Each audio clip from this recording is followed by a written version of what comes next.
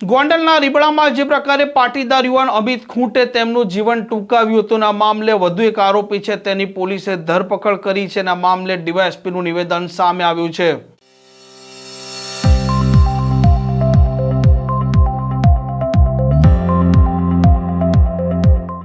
નમસ્કાર, આપ જોઈ રહ્યા છો હોટલાઇન ન્યૂઝ અને હું છું આપની સાથે તોફિક ગાંચી। ગુજરાતમાં બહુ ચકચારી ઘટના ગોંડલના રીબડામાં બની હતી, જેમાં પાટીદાર યુવાન અમિત ખૂંટ છે તે તેમનું જીવન ટૂંકાવે છે અને સુસાઇડ નોટમાં આરોપ લગાવે છે। આજ રીબડાના અનિરુદ્ધસિંહ અને તેમના પુત્ર રાજદીપસિંહ જાડેજા અને અન્ય લોકો પર અને ત્યાર પછી આ પિતા પુત્ર ફરાર થઈ ગયા હતા અને થોડાક દિવસો પહેલા પોપટ લાખા સોરઠિયાના હત્યાના કેસમાં અનિરુદ્ધસિંહ જાડેજા જે પોતે સરેન્ડર કરે છે। ગોંડલ તાલુકા પોલીસ અનિરુદ્ધસિંહ જાડેજા છે તેમની ધરપકડ કરે છે, તપાસનો ધમધમાટ આગળ વધારે છે અને અંતે આ કેસ સાથે સંકળાયેલા એક નાસ્તા ફરતા આરોપી અતાઉલ્લા છે તેની પણ પોલીસે ધરપકડ કરી છે અને આ મામલે ડીવાયએસપીનું નિવેદન સામે આવ્યું છે।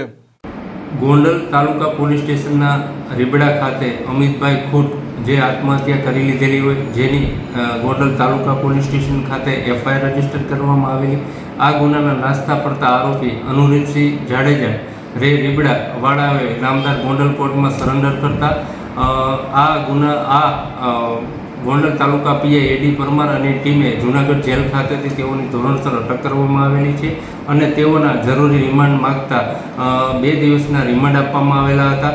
તેમજ આ ગુનાના નાસ્તા પડતા આરોપીઓને પકડવા માટે મહેરબાન આઈજીપી શ્રી અશોકકુમાર યાદવ સાહેબ તેમજ રાજકોટ ગ્રામ્ય એસપી શ્રી વિજયસિંહ ગુજર સાહેબની સૂચના અન્વયે એલસીબી પીઆઈ વીવી વડોદરા તથા તેની ટીમ દ્વારા અતાઉલ્લા ખાનગી રાહે આ ગુનાના નાસ્તા પડતા આરોપી અતાઉલ્લા ખાનને આજે વહેલી સવારે અટક કરવામાં આવેલ છે અને આ અતાઉલ્લા ખાનની રિમાન્ડ માગવામાં આવે છે। આ ગુનામાં શું ભાગ ભજવો, કેવી રીતે બીજા કોણ કોણ સંડોવાયેલા છે તેની પણ આગળની તપાસ કરવામાં આવશે અને આ ગુનાની તપાસ ગોંડલ પીઆઈ એડી પરમાર ચલાવી રહ્યા છે।